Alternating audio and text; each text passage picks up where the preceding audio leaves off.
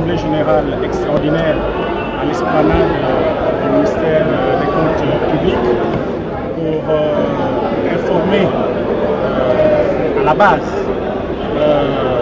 de la sollicitude de la part de l'intersyndicale vis-à-vis des nouvelles autorités mises en place, les autorités de transition, pour l'ouverture dans l'immédiat d'un dialogue social inclusif entre l'administration et les partenaires sociaux.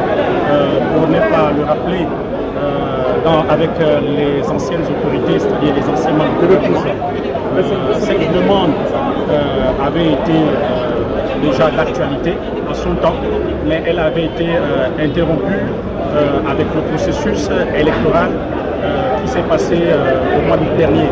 L'intersyndicale se réserve le droit donc de venir vers les nouveaux ministres, notamment le ministre de l'économie, le ministre des comptes publics et celui du pétrole, afin de solliciter dans les tout prochains jours l'ouverture des assises entre les partenaires sociaux et l'administration pour discuter en interne de toutes les questions liées à notre cahier de charge. L'Assemblée générale étant souveraine, elle vient de décider à l'unanimité de la poursuite de la grève au sein de nos différentes administrations avec un service minimum allant de 7h30 à 10h. Cependant, l'Assemblée générale a également accordé un ultimatum de 48 heures à l'administration pour procéder au paiement des 2 mois d'arriérés de primes le vendredi 15 et le lundi 18 septembre. Passé ce délai, l'Assemblée générale a pris rendez-vous pour se réserve le droit de se retrouver à nouveau ici à l'esplanade du budget le mardi 19, afin d'apprécier les évolutions ou pas qui pourront s'opérer pendant ce délai de 48 heures. Une cérémonie de passation de charge teintée d'une approche genre. 2 femmes se passent le flambeau à la tête de la haute chambre du Parlement.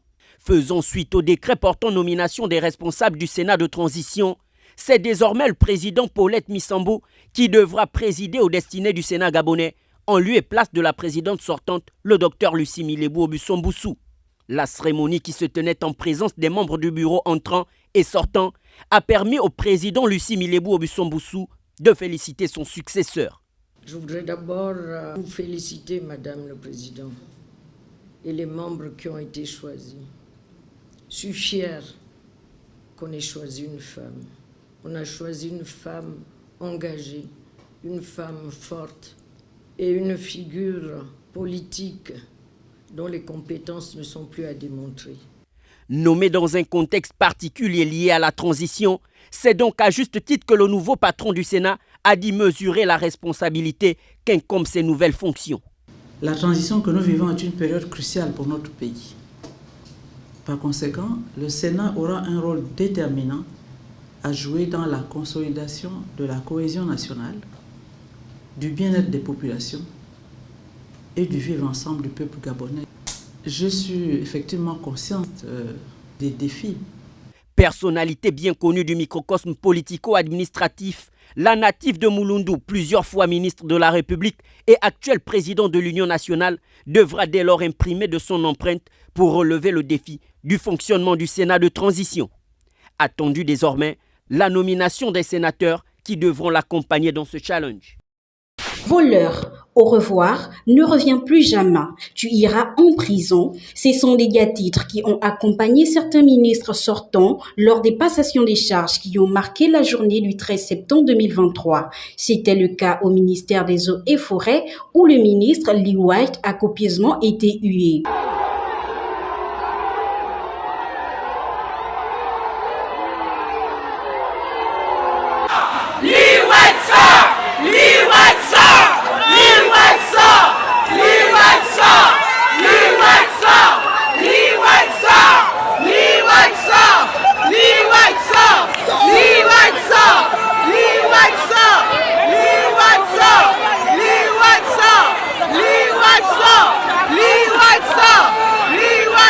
Même son de cloche aux hydrocarbures où les agents n'ont pas manqué d'exprimer leur joie. Un sentiment de satisfaction déjà, satisfaction totale on va dire, simplement parce que aujourd'hui les nouvelles autorités, peut-être desquelles le général de brigade, vice-secrétaire Oligui Clément, qui a décidé aujourd'hui de nous faire changer un peu de ministre, parce que nous sommes toujours restés longtemps dans une situation où on n'arrivait quasiment plus à parler, à s'exprimer, d'être libre, on va dire, parce que nous sommes dans une administration en réalité qui pollue du pétrole, donc des hydrocarbures, du pétrole et du gaz. Et malheureusement, nous sommes des cordonniers mal chaussés. Nous n'avons pas de carte de carburant, nous n'avons pas de carte de gaz. Et donc, du coup, il y a beaucoup d'agents aussi en situation de préinsertion, malheureusement, dont les dossiers n'ont jamais abouti parce que les anciennes autorités bloquaient un peu l'avancement et l'évolution, et ça faisait qu'il n'y avait pas la liberté d'expression au sein du ministère. Nous osons espérer que M. Marcel Améké, qui est un des grands de ce pays, donc en termes de gestion, nous l'avons vu à Comilog, nous espérons que sa gestion du privé va l'amener ici à l'administration et que, à travers lui, le ministère du pétrole et du gaz va enfin retrouver ses lettres de noblesse. Ces nouveaux ministres de la transition fraîchement nommés sont quant à eux attendus au pied du mur. Liwetsa!